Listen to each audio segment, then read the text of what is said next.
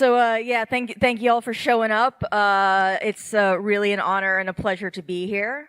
Let's get started. As you said, this is a talk. I've been doing information security for about 13 years, and what I'd like to tell you about is, all right, that's not working. I don't know how to do slides. Okay, that's not going to animate, but whatever. This talk, just to set expectations, this is not intended to disrespect or denigrate any place that I've worked for. This is sort of just a lighthearted journey. Maybe you can learn from some of my experiences for maybe people who are younger in the security field than I am. Maybe you can potentially also empathize or have been in the same places from the experiences that I'm going to try to share with you right now. Every place that I've worked, I've never regretted. All different places have their own strengths and weaknesses. So again, this is just a lot of, even though 13 years, a lot has changed in computer security. I am always kind of fascinated and bemused by how things, no matter how different things are in security, how things kind of always tend to stay the same a little bit. And I just crashed my, this is kind of my blessing and my curse with computer security is that I am really good at crashing programs. So, super convenient when I'm actually trying to find issues with software, not so convenient when I'm actually trying to give a presentation. So just to give a little bit of background, I'm going to use a few slides just to talk about who I am now, why you might actually want to give a damn about what I have to say. Right now, I am the data security czar at Flatiron Health, which really means that I work for a company that is managing a lot of data for cancer patients, very much into cancer research. So as you can imagine, it's very important to make sure that that data doesn't fall into the wrong hands, and also that that data is accurate. You don't want somebody's patient record getting modified and they get the wrong course of medication. You don't want somebody who's maybe it would be embarrassing or maybe ruin their career if their private patient data gets out. It's very valuable information, so I'm trying to keep that safe for this company. I also teach application security at NYU, so hopefully training up the next generation of people who are going to get into this field of computer security, hopefully not scaring them off too much. And I've also, in my spare time, I do a little bit of research, vulnerability research in terms of reverse engineering in .NET was kind of my old thing. Finding vulnerabilities in software or security appliances, such as data loss prevention, is something that I've done in recent history. So I started school in the year 2000, obviously been around for a few years, a decade or so. And around 2002, I realized that, just to give a little background about how I got into this whole path of all these weird different places, not weird, but this diverse array of places that I worked for, was around 2002, I was kind of looking for scholarship opportunities, and I realized that all of the stuff that I had been doing in high school just to mess with my friends, and things that I did in college that are probably, I think, past the statute of limitations, so I can tell you about them, like getting free graphing calculators, using SQL injection on coupon code sites. I didn't realize that you could actually do that to make money, legally. So it was awesome. So what I did is, and it's still a thing that maybe some of you have heard about, it's called Scholarship for Service. They might have renamed it, where you work or you study computer security for 2 years in school, and then you have to work for the government for 2 years to kind of pay it back. Which kind of led to working for all of these different places. And this is why I kind of feel like this might be a little bit interesting and you might actually give a crap about what I've done. Just because I've worked in a lot of different industries and I've seen a lot of different stuff. So US Army finding vulnerabilities in network appliances, writing exploits for the government. Oh, look how cool I am. Pivoting into the Federal Reserve. I know that that is something that is very polarizing, but making sure that people aren't messing with the nation's economy, the US nation's economy, NASDAQ as well, a stock exchange, making sure people aren't messing with the stock market, Citibank, Tumblr, protecting all the gifts. As you can see, there are a lot of GIFs. They're very close to my heart. I had a really great time at Tumblr. And now onto Flatiron Health, where I just described what I did already. So what I'm going to do is I'm going to go into a few stories, anecdotes, kind of things. I'm not really going to talk about how they pertain to a particular place that I worked, but it's kind of just when you've worked in security for more than for over a decade, and you've worked in as many places as I have in as many, it's just very fascinating to me how you can work in, like, you can work in the government, you can work in finance, you can work for a startup, you can work in the medical field, and despite that breadth of different organizations, even though how different it is and how fast security changes over the course of 10, 15 years, how much I see the same things over and over. So how many people here do bug hunting, find vulnerabilities, write exploits? Anyone? Do security, pen testing, things like that? Fine. All right, cool, pen testing. So there is a very, very rewarding, satisfying feeling that you get when you are bug hunting. You're going through code, you're reverse engineering, you're doing whatever, you're analyzing a system, you're doing whatever it is you have to do to find that, sweet, awesome, like, boom, there it is, like, I'm in, hacker moment of yours, right? And then some places you work, you don't get to tell anybody about that. This is actually the only anecdote that I'm going to talk about where I actually name the specific company I worked for. So my first job out of the Army, like I said, I was doing vulnerability research. They would give me a cool, fancy, expensive network appliance, put it in front of me and say, go buck wild, just go rage on it. And that was cool. I'm like, great. It's like, this is a very unique, awesome opportunity, right? I get to play with stuff that normally you don't get to play with, right? Unless you are going to pay for it and essentially deploy it in a network. So finding all these cool vulnerabilities, and then I would write the report, I would write the exploit, the proof of concept or whatever, and go back to my boss and say, here you go, I found this awesome stuff. Let's tell everybody how, awesome my brain is and the things that I found. And then he's like, okay, and then he would put it there. I'm like, you're not going to do anything with that. He's like, I can't. The thing about finding vulnerabilities in something that is deployed in a network that has that processes classified data, I don't know if this has changed now, but back then, so if I found a vulnerability in a network appliance that was installed in a network that processed classified data, that vulnerability became classified. And that meant you couldn't tell the person who produced the thing with the vulnerability in it unless they had somebody on their team who could fix it, who had that classification. And that classification for that specific organization, because it's not like if you get a secret clearance for the Army, you get one across the board, right?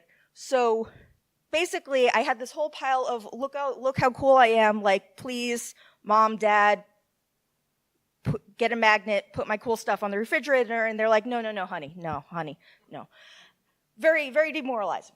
This is the only one, and this is why I was kind of hesitant as to why. It's a funny story, at least to me, looking back, but it's also, one of the reasons that I'm telling you all of these anecdotes is because I want to tell you what worked for me, what didn't work for me, how if I went back I could have done things differently to maybe be a little bit more effective in the challenges that were posed to me. This one, I really am not sure what I could have done to get around this conundrum that I found myself in, except maybe to tell them that I was only going to review tools that were produced by people who had classifications. Doesn't really seem feasible. Water. Okay.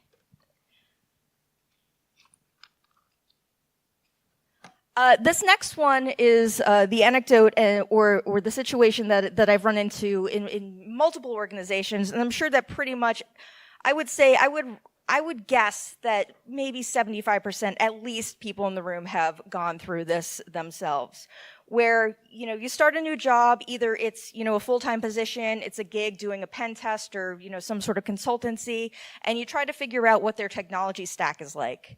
And you go in, and they're like, oh yeah, I'll be a little bit specific about this. So there was one time I came in to a thing I was working on, and they're like, oh yeah, like show you around the office, show you where the coffee machine is, show you where the toilet is, so on and so forth. All right, let's sit you down at your workstation, get you set up. I'm like, okay, cool. They're like, all right, so here's your temporary password login, and I go, boop, boop.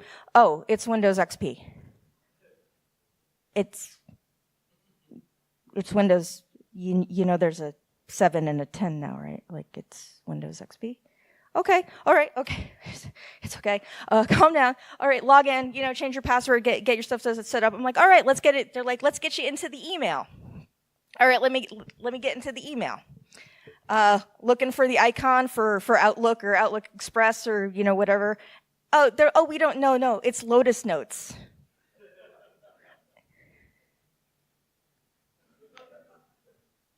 Help me, Jesus. But so and this when you get into that, when you see either again being on a gig or a full-time job or being exposed to a situation where you see old tech, you see the cobwebs forming on the solution, you kind of know that you're in for a lot of sets of challenges. The most obvious one being it is very hard to bootstrap or, kind of put a veneer on security on something that is so old and outdated, right? You don't have a lot of people who fixed it. You have a lot of technological debt in terms of, even if it was something that's built in-house, that person may have been retired, may have had a stroke, may have been getting hit by a bus. There are going to be challenges even, if they're willing to fix the problem, getting somebody who's capable and familiar with the system to fix it. But then you also have the problem where if a company or a team or whatever, some outfit has been using this old outdated technology, if they're still using it, that means they've been using it for a while. And that means that there's also a personal challenge, right? You have people who may be harder to convince because I've been doing this way for 15 years. I don't see why I need to, do anything different. Like the whole if it ain't broke, don't fix it thing. But it's like, yeah, I guess it's technically ain't broke, but you've been driving that car since like the 60s and the undercarriage is all rusted and your muffler's held on with, a clothes hanger. That is the challenge that you get when you run into the cobwebbed larder or the cobwebbed pantry situation. Trying to get people to try new things is always a huge interpersonal challenge. And so the thing that this is something that I don't encounter a lot now because I've been working in startups for a while and everyone likes the new hotness, which can also be a problem, but we won't get into that right now. But it's really hard to retrofit security on something that's really old, and it's really hard to get people to break old habits, teach an old dog new tricks. So you really have to, and this is a challenge that we have in security so much, and it's a challenge, it's a mistake that people make all the time, is like security is not there to be your hall monitor. It's not there to, like slap you on the, get your hand away from the burning stove. It's there to try to help you. And that's really the kind of thing where you make friends with them first. And this is the mistake that I've made over and over, is not doing this, is you make friends with them first and then you try to get them to gently suggest that there might be a better way of doing things that isn't an operating system that is, how old is that Windows XP? It might be, I think I have nephews that are older than Windows XP. And I mean, I'm 35, so there's that. I wish this were vodka.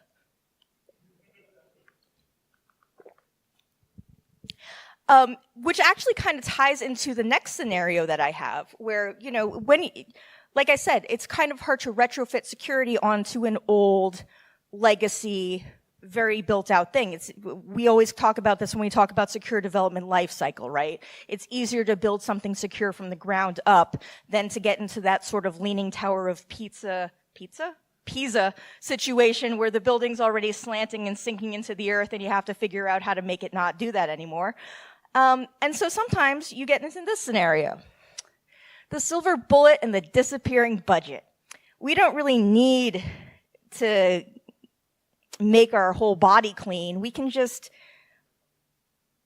slap a thing in there. Just put a WAF on it. Just put a WAF on it.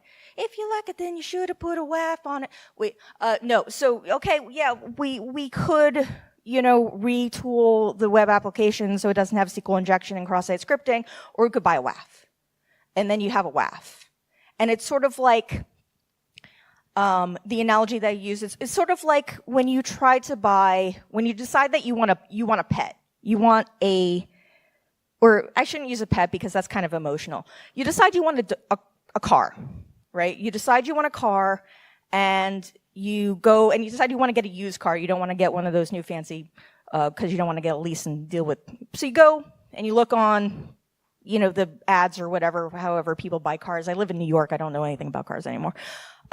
And you say to the guy or the girl, the person who's selling the car, and you say, I'd like to take this car for a spin around the block. And I'd like to take it to a mechanic just to check under the hood. And they're like, no, dude, don't do that. Just give me the money. I'll take the car. And so you take the car home, and then you realize, okay, I just bought a car, and now I can do what I want to do. But I also noticed that, and I saved money by buying it used, but now I have to spend $100 because there's an oil leak. And I have to spend $500 getting the carburetor rebuilt. And these numbers are just coming out of my butt. But sometimes when you throw something into your network thinking it's going to solve all your problems, you're actually adding another thing that you need to babysit, right? You have another thing that you need to patch, you need to maintain, you need to integrate with your system, you need to understand how it works. Yeah, and so as you throw the silver bullet, the DLP, the WAF, I'm not dissing any of these technologies. They all have their place in appropriate appropriate uses. But when you're throwing these silver bullets because somebody bought you a nice steak dinner at RSA, you don't realize that, this is also more attack surface. This is also somebody who needs to care and feed your new little baby that you put into the network. But your budget goes down because money is not infinite. If there is a company where you have an unlimited security budget, you can email me. I would love to work with you. I think that's the Valhalla of the Valhalla for security engineers is the company that you can work for where there's an unlimited security budget. Okay, so you spent $10K on a WAF, but that's $10K that you can't use towards staffing, or that's somebody's bonus, or getting a consultant in to help you out, right? I'm ranting. This is something I feel very strongly about, as you can tell. So how do you deal with this, right? Hopefully what you need to do is nip this in the bud before it happens, because this is it is a human reaction to want a quick fix. It is a human reaction when you see something bad going on, or you see something that makes you worried that you want to make that worry go away. But you need to have a framework in place that will allow for rationality, right? You need to say, we identify a gap, we build requirements, this is the process we're going to. Nobody signs off on buying super fantastic magic boxes unless we go through these steps. Otherwise, it's sort of like when so over at Mandalay Bay, there's that great little shopping center. And a couple of days ago, I had too many Singapore slings, and I'm like, I'm going to buy some shoes. Kelly, you don't need no more shoes. No, it's like, you're going to go and you're going to buy a pair of sneakers. You're not going to look at the Louboutins. You're not going to look at the boots. You're just going to buy a pair of sneakers. And as you can see, I'm still wearing these crappy shoes. So, all right.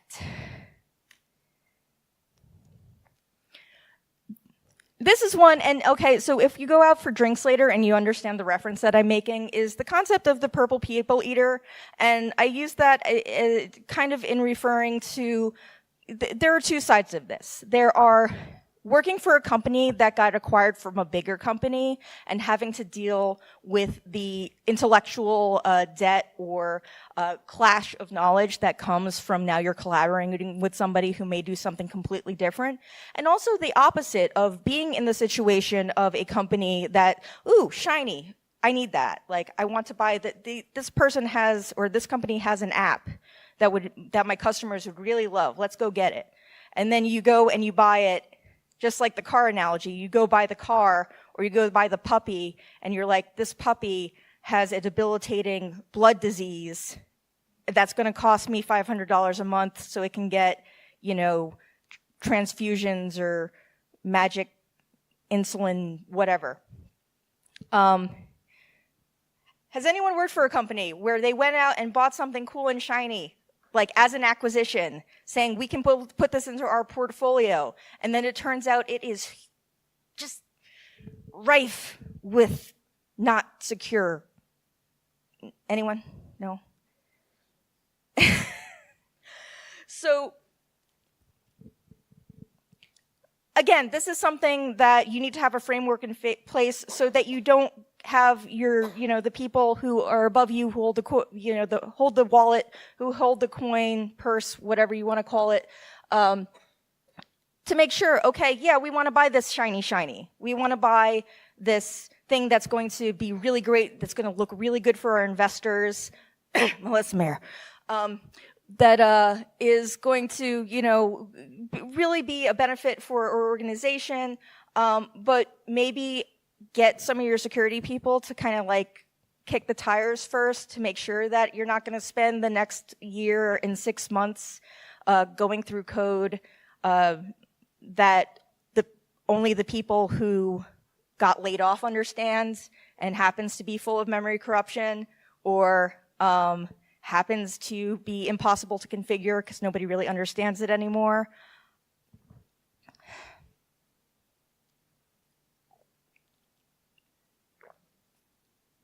And on the other side, and I don't know how much power a company that is getting bought has, but I think it would also be a consideration if you are actually working for a company that's about to be acquired, is to understand the ethics, not the ethics, but sort of the values in relation to security of the people who are about to acquire you. Is this somebody that I want to be in line with?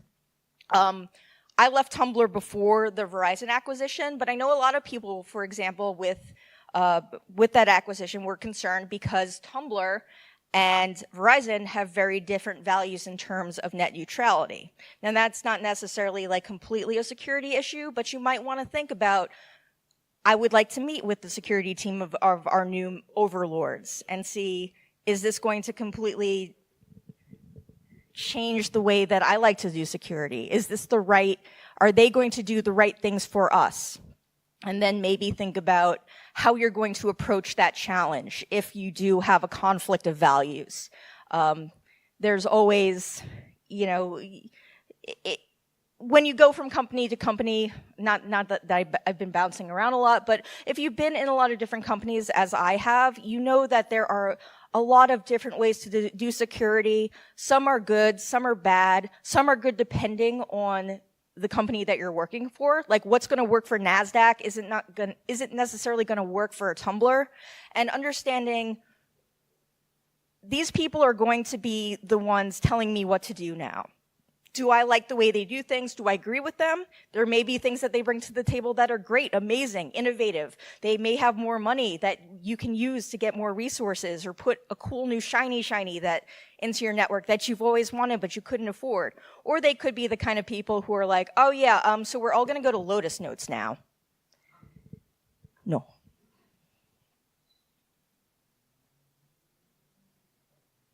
I'm going through these slides way too fast.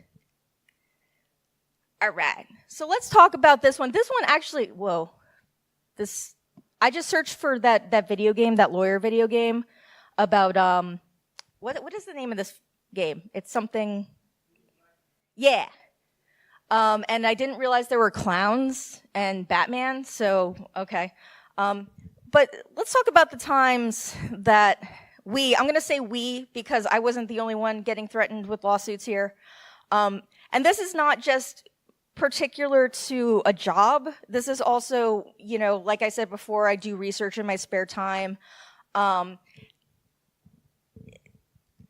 One of the recurring themes that I've said through a lot of these slides, if you're going to buy something or if you're going to acquire something, you know, buy a company or buy a product to put into your network, you really want to kick the tires, right? And that's not just in terms of seeing if it meets your requirements of what you want it to do, but also, and this is a thing that I don't think a lot of people typically do, or I haven't seen typically done, is you know, maybe pen test it a little bit, maybe like, you know, run it through IDA, or, you know, see, you're buying this thing. Is it secure? You're going to throw this thing in your network. Is the administration panel full of like vulnerabilities that I could teach like my 10-year-old nephew to find? Sometimes vendors don't like that. And it's actually very surprising to me because we've been doing the whole vulnerability disclosure debate since, what, like the mid-90s or so on, where I don't know if anyone remembers back in the dark ages of finding of vulnerability disclosure, where, okay, you find a bug, and you're like, I want to do the right thing. I'm not just going to drop this on, you know, Usenet, or I'm not just going to drop this on the full disclosure mailing list. I want to do the right thing. I want to tell the vendor, give them a chance to fix it, and then I'll go out and let everybody know. And so you go on the website, they don't have a security contact, they have like the name of a salesperson, or they have some generic contact us form. So you fill it out, you let them know, and then like a week later, you get a cease and desist letter. Now that was the 90s. I didn't think that this was going to happen to me like 2 years ago. But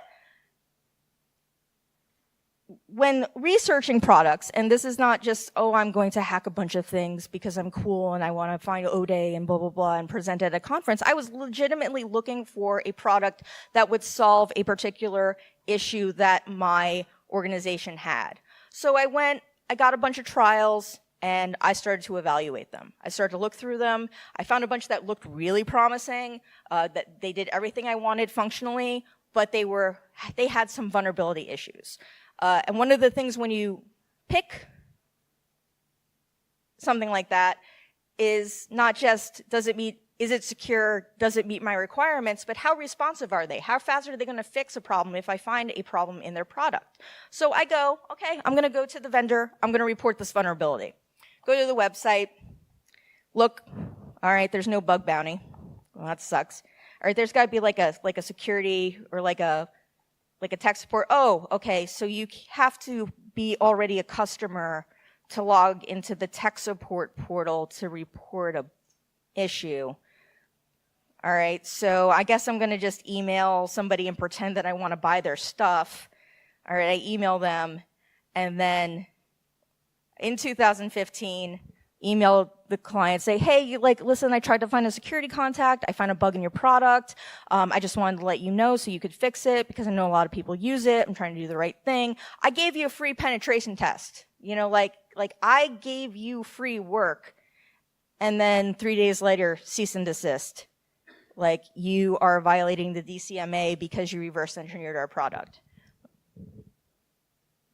Well, fuck you. So this is a lesson just one for the person doing the research and one for the person who may be in a company that maybe has a little bit of an adversarial relationship with security researchers.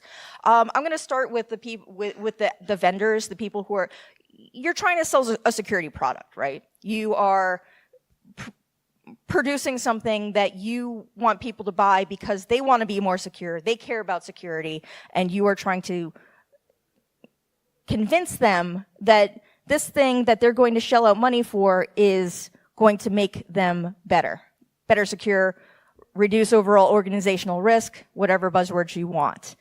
Have a way for people to responsibly and easily disclose vulnerabilities. Don't make me have to hunt down and be receptive to that.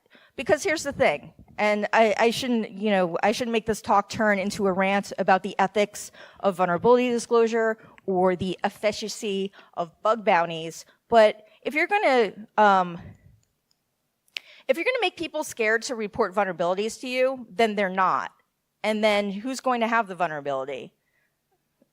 Somebody else who's probably going to sell it, and then all your, I shouldn't say the S word, all your stuff's going to get popped, and you're going to be like, oh man, I wish we had known about that earlier. You could have, but you didn't make it easy. I'm lazy, man. Like, I'm lazy. I'm sorry. Make it easy for me, and make it so I'm not scared that I'm going to get sued if I want to tell you about a vulnerability. Don't look a gift security audit horse in the mouth. And for the people on the other side, just be careful about who you're working with. Like, if you don't see that bug bounty, if you don't see that, oh yeah, here's a security contact that you can easily talk to and kind of explain to them, the issues or the concerns that you have, maybe you want to look somewhere else. Either maybe not as a researcher, but if you're somebody who's actually looking for something for your organization to make it better, if they don't have they haven't met those basic requirements, then they probably are going to be hard to work with in general. So I've talked about a lot of different scenarios. Hopefully you can empathize, or hopefully you've seen some of them. But what are the lessons learned? What could I have done differently? And one of the things that I really wish that if I could go back 13 years in time and start all over again is, one, security should be nice. Security should be the friend of the organization. I know it's kind of cool to come in guns blazing and be like, yo, I'm a hacker, I'm going to mess up your stuff, I'm going to ruin your day. Oh, bam, I put developers' tears in the jar because I'm cool and I'm badass. That's great, but you're not going to make a lot of friends and you're not going to get a lot of stuff fixed. Convince people that you are not there to call their babies ugly, to say this thing that you've worked 60 hours a week on is, a pile of crap because it has it has one cross-site scripting in it. Tell them that you take pride in your work, I take pride in my work, I am helping you to make your stuff better. Together we can make stuff better. Sometimes you have to put the fear in God with them, but you use that sparingly, right? It's sort of like, if every time I sit down to eat, somebody's like, yeah, Kelly, so you shouldn't eat so many carbs because carbs are like really bad for your blood sugar, and you should be eating more leafy greens and to get your cholesterol down because heart disease is the #1 killer of Americans, and I'm going to be like, yeah, okay, hold on a second. What are you doing? Yeah, I'm covering this in mayonnaise. I'm also gonna cover this in bacon too, because screw you. Like, if you try to make people scared all the time, they're not gonna be scared ever. It's like, it's a psychological condition we call hypervigilance, where you eventually, so you see it a lot in skydivers, right? You jump out of a plane the first time, you probably pee your pants a little. You jump out of a plane like 30 times, you're just like, all right, yep, there's the ground. There's the ground, okay. Oh yeah, okay, cool. Foster a relationship. And also, be nice. I've said this before, but be nice. And also, what is the other thing that I would want to learn? Have a game plan. I am kind of the kind of person who is just kind of like, I need to do something, I'm going to go in, I'm just going to like kind of wing it, which is kind of like this talk, as you can tell. No, but write things down, and then you can go back and refine them easier. If you keep a record of what you're doing, if you keep a record of the decisions that you've made and why you've made them, going back and saying, okay, yeah, why did we decide to not upgrade from Windows XP? Oh, right, because the guy said we couldn't afford to. Is that really something that maybe I could have gone back and maybe argued a little harder for? Maybe my priorities could have been shifted to, from something to something else. Just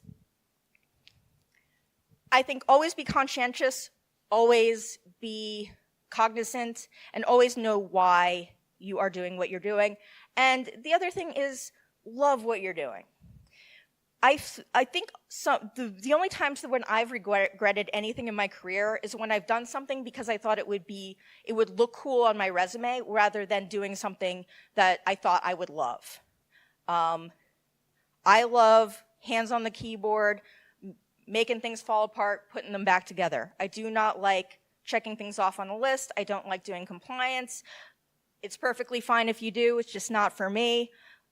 Some people hate coding. Some people hate staring at, IDA or, an IDE for 5 hours a day, 8 hours a day. Figure out don't do something because you think it's cool or because you're going to get cred for it. Do something because you love it. It'll help you from burning out. And also, don't drink so much. Come on. My liver, it hurts so bad. All in all, we all bitch, we all snark. I think it's very cathartic. I think it's cathartic to do things like this where we go back and revisit, kind of laugh at the silly things that happened, laugh at some of our frustrations. That's great. That's awesome. The thing that I don't want people to take away is that I think information security sucks. I think we're all hopeless. I think that every place I worked was a complete crap show. I don't. I think that all of the challenges that we go through, all of the things that we have to work extra hard for just makes our gains, our wins, our successes even more sweet. If everything came easy to us, it wouldn't feel so good. And that's what I love about computer security, information security, cybersecurity, whatever you want to call it. It's challenging, it's hard, it's a lot of different things that we have to figure out on our own. We're solving new problems all the time, and that's why everything is awesome.